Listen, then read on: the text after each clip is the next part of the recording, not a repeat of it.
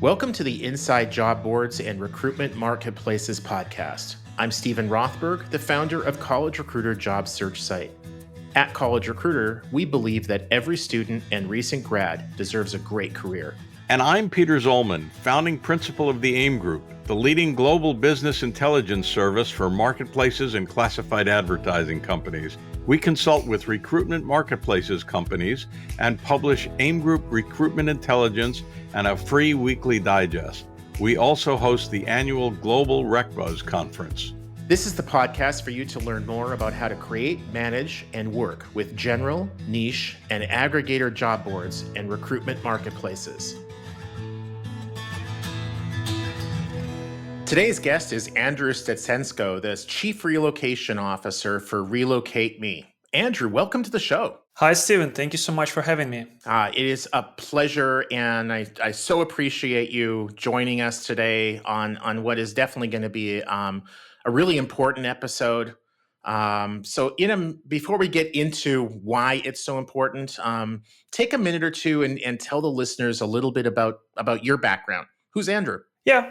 Sure, Stephen. I'm the founder of Relocate.me. This is the tech job board for IT professionals around the world who are willing to relocate. And actually, my background, I'm also an engineer, more like a civil engineer, but I started my career as a tester. And then probably around 12 years ago, I switched completely to recruitment. My understanding is that Relocate Me is about 100,000 users strong niche job board for tech roles with relocation. Before the war, what percentage of those were Ukrainians looking to relocate versus residents of other countries, and how has that changed? Thanks, Peter, for your question. Among these 100,000 users, and right now probably even more, we have over 120 nationalities around the world. So it's really diverse in terms of geography of our users. And I can't say that the audience of Ukrainian users have significantly changed in any other direction or either increase or decrease since the war started almost a year ago. And based on the data that we have, probably Ukraine was country number 8 or 9 from the top 10 countries that we have users from. Interesting. So, Andrew, is the revenue model for Relocate Me typical for a job board, meaning that employers pay to advertise their job openings, search the CV or resume database? Does it work like that? Yeah, absolutely. We are completely driven. The revenue is completely driven by the employers who are placing their job ads. The website and all the content, all the services are completely free for the job seekers. And actually, right now, we're planning also to pilot with a few job seeker boot camps for our candidates. They also will be free, but the goal is just to support job seekers from around the world with the better preparation for their job hunt. So they'll go through a boot camp, get a certification, and then that'll help you better place them or for them to be of better interest to the employers? Kind of. It will be the more specialized groups of some technologies like Java cohort or DevOps cohort, etc. So then in having this specialization for the group of users, it will be gathered to also pre-select the employers for them, as well as support them with making their resumes, pathing the interviews, matching the cultural differences if you apply overseas. So all this stuff together. Obviously, this is a very difficult time for Ukraine. Russia first invaded Ukraine about 9 years ago in 2014 when it captured and later annexed Crimea and some of the territory in the eastern provinces. A year ago, Russia again invaded, and this time it's trying to take the whole country or destroy whatever is there. How has that impacted Relocate Me and the work you're personally doing on a daily basis? Yeah, thanks for the question, Peter. When we call it like the big war started like on the 24th of February 2022, it was a great chaotic inside our team because actually no one didn't know what will happen next. So definitely, like probably the first week, all of our Ukrainian team members were completely shocked and unprepared. But later on, actually, yeah, we're managed to arrange the workplaces for all of our employees. Safety first questions were kind of really important that time. And based on my experience, I started heavily involved in the volunteering probably since the first days of the war. So during the day, I was mostly volunteering, but still I have some nighttime where I spend more for work and business related topics. And yeah, let's talk if we can about that volunteering. You and I really connected little less than a year ago, last spring, and we worked together. I think it took a few weeks to kind of figure things out, but Right. worked with GoFundMe. We had to figure out what the rules were. Everything was very fluid. It was changing all the time with what countries GoFundMe would work with, what they wouldn't, what they would allow fundraisers for, what they wouldn't. I think you had another GoFundMe with a friend or something in if I remember correctly, in the Netherlands.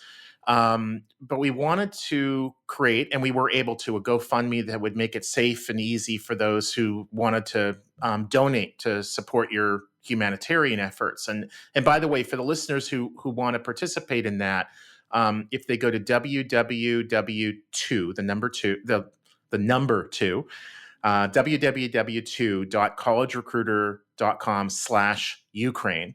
That's the GoFundMe that we're referencing. But once we got that set up last spring, over the couple of months, you then were able to use the funds from that and other sources to purchase humanitarian supplies.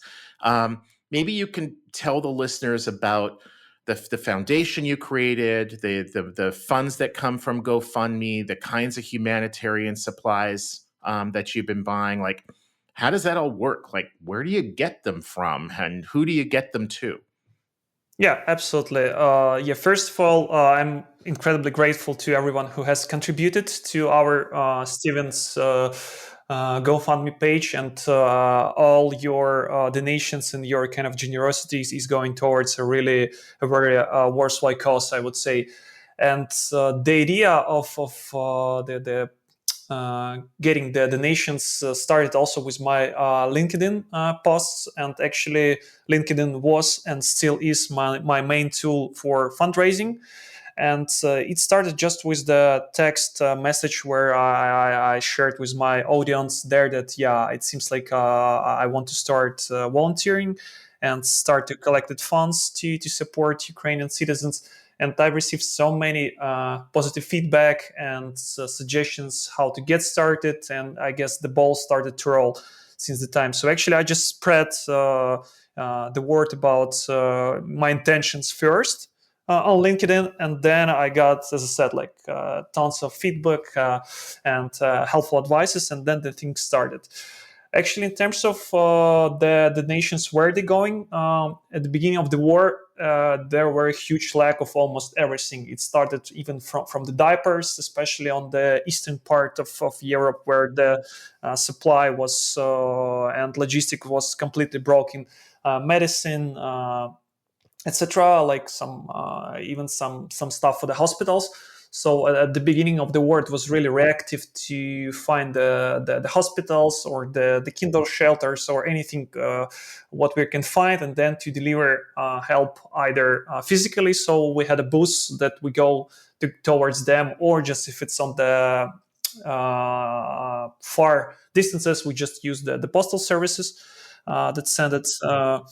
And probably after summer, I clearly realized that the focus should be for the winter and warm clothing, especially for the thermal clothing, especially for the sleeping bags, for the sleeping mats, all the equipment that could heat you, the warmers for your toes, for your fingers, the hats, buffs, etc.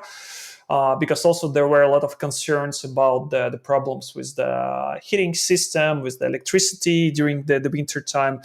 And actually, yeah, since the winter started, this was some problems with the electricity, with the heating. So I guess that was the really good cause, and actually a matter of time to focus on the warm clothing. That's currently our focus for this month.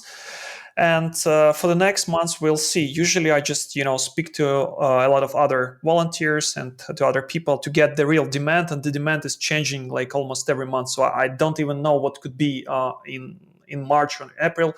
We'll see, but I'll definitely will keep our GoFundMe page updated with the new request and what we are currently working on. Yeah, and Andrew's been great. About, periodically he'll send me 3, 4, 5 photographs of himself, the supplies, his overloaded minivan that his family probably is usually in. But it gives people outside of Ukraine a little bit of a peek into the work that you're doing. We'll be back right after this break. This is Stephen Rothberg with College Recruiter. I'm a regular listener to the Inclusive AF podcast, and I'm thinking that you'll want to be as well. Co-hosts Jackie Clayton and Katie Van Horn are diversity, equity, and inclusion experts who clearly love what they have in common, as well as what makes them different. In their day jobs, they work to block bias and end systemic racism within companies to help create equitable places of work. In their podcast, they talk about current events that impact historically marginalized groups, and they have fun doing it. They focus on how employers can do better when it comes to driving authentic inclusion within their teams. Their guests bring different perspectives and tell their stories about how DEI has impacted their lives and their work. And they give resources and tools to folks doing the work of DEI in their organizations. Find the Inclusive AF podcast on all major podcast players, and then subscribe today. Welcome back to the Inside Job Boards and Recruitment Marketplaces podcast. From a practical standpoint, I remember very early on, and this is probably June or so of last year, what you were doing, if I remember correctly, is driving to a border crossing, and then you would pick up because men of basically fighting age, right? Like 18 to Right. 55 or something, are Right. not allowed to leave Ukraine. So you could go to a border crossing, pick up supplies, and then drive them to, Kyiv or wherever it was that you were going. Is that still what the process? No, actually, but you're absolutely right. At the beginning of the war, a lot of foreigners were afraid, to go inside the Ukraine because of the uncertainty. Then the only way was to come to the border on the Ukrainian side, then to wait for our partners and our NGO friends that will bring. So they literally cross the Romanian border, then they stop on the Ukrainian border. We'll just unload the donation from their bus, bring to our bus, and then we go to the places where we can deliver. Or as I said, like, because the Ukraine is a pretty big country, we also use the post services quite intensively to send it to really far locations. It could be like even 1,000 kilometers from us. And right now, actually, the situation with the logistics are much better, as well as there is still more safer and predictable situation in Ukraine. So more foreign NGOs and volunteers could easily come right now, especially to the western part. So that's not the case anymore to coming to the border. But it was extremely true when probably in the first 3 or 4 months. Okay. Yeah. And just referencing something you said a little bit earlier too, that you don't know what's going to be happening, what supplies, et cetera, will be happening in the next month or so, month, 2 months, 3 months. I've done some volunteering work with humanitarian responses, and what you're saying is so true for those who haven't been involved in it. The needs change dramatically day to day. If there's a hurricane, chainsaws are what you need the first week. And the second week you need cleaning supplies, and the third week you need beds, or whatever. And I'm sure it's very similar on your end, from medical supplies like tourniquets, which literally are life-saving devices and cost almost nothing, compared to what they can do. Bottled water, I'm guessing, is probably not a big deal anymore. But in the first days of the war, literally probably saved thousands of lives, just being able to have access to clean drinking water when people were being evacuated. So the again, the GoFundMe, for those who like to donate, what happens is you can go to GoFundMe. The funds get transferred to me because I'm in the U.S. and so GoFundMe is willing to work with me. Thank you, folks at GoFundMe. But that's at www.collegerecruiter.com/Ukraine. Those funds tend to hit my account in 2 to 3 business days. And then usually the same day or the next day, I then send them to Andrew via PayPal, because our friends at PayPal are willing to work with Andrew and others in Ukraine and some other countries. So it takes an extra step and takes an extra 2 days or so. But if you donate on Monday, then he's able to use those funds by the end of the week to buy humanitarian supplies and then be delivering them, which, Andrew, at some point you're going to have to sit down, take a breath, and realize that you personally have saved. It's got to be hundreds, maybe thousands of lives, and it's just remarkable. So, Peter, as we're leaving off, I just wanted to point out that you have raised more than $30,000 through the GoFundMe, which now has a $35,000 goal. I hope that by the end of this podcast, or within a day afterwards, we'll exceed the 30. Because it's not me. We've made some contributions, but it's your work, and more importantly, Andrew's. I hope by the end of the next day or two, we will see you exceed that $35,000 goal, and then you'll have to raise the goal to $50,000 because if you reach a goal like that, the only thing to do is to raise the goal, and we hope eventually that the humanitarian aid goes not towards immediate needs of day to day, but toward rebuilding and resuming normal life in an era of peace and stability, whenever that comes, sooner rather than later, ideally. So, Andrew, for listeners who want to get in touch with you personally and directly, how can they do that? And then we'll give the URL for the fundraiser one more time. And it's really remarkable what you're able to do. And we heard from Jubal about how they're keeping their business going. Now we've heard how you're keeping going. It's not an easy time to keep anything going, but good for you. And we hope the funds that Stephen is raising will help you even more. So how do they get in touch with you? Then we'll give the URL one more time and we'll wrap up. Yeah, thank you so much, Peter, for the warm words. Definitely, I'm very active on LinkedIn. Probably this is the number one place where you can find me. You just type Andrew Stetsenko, Stetsenko. And then you can definitely, I'll pop up somewhere, or my content or my page, and happy to connect, happy to discuss any mutual opportunities, partnerships. So definitely feel free to message me, and I'm quite active and reply probably within 24 hours to every single request.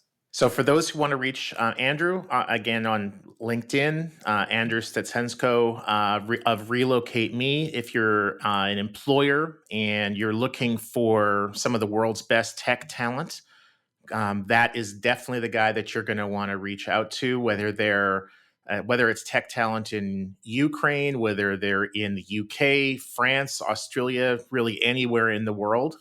He is helping those people connect with some of the world's greatest employers. The URL for the GoFundMe, www.collegerecruiter.com/Ukraine. And for the listeners, thank you very much. Andrew, Peter, it has been a pleasure. Thank you, guys. And best wishes to you in Ukraine. Likewise, thank you so much, Stephen, Peter, and hope everything will end very, very soon. Inside Job Boards and Recruitment Marketplaces is a co-production of Evergreen Podcasts, College Recruiter, and the AIM Group. Please subscribe for free on your favorite app. Review it, 5 stars are always nice. And recommend it to a couple of people you know who want to learn more about job boards and recruitment marketplaces. Special thanks to our producer and engineer, Ian Douglas. I'm your host, Peter Zollman of the AIM Group, the leading global consultancy in the field of marketplaces and classified advertising. Find out more about our reports on recruitment marketplaces, job boards, and classifieds, including our new Recruitment Marketplaces Annual at aimgroup.com/reports. I'm your host, Stephen Rothberg, of job search site College Recruiter. Each year, we help more than 12 million candidates find great new jobs. Our customers are primarily Fortune 1000 companies, government agencies, and other employers who hire at scale and advertise their jobs with us. You can reach me at stephen@collegerecruiter.com.